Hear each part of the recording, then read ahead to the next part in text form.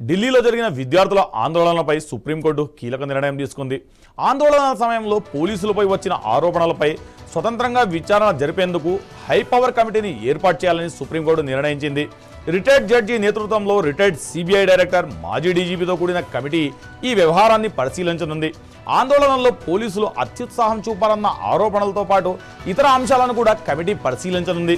అలాగే శాంతియుతంగా ఆందోళన చేసిన విద్యార్థులపై నమోదైన ఎఫ్ఐఆర్లను పరిశీలించే అంశంపైన సుప్రీంకోర్టు దృష్టి పెట్టింది.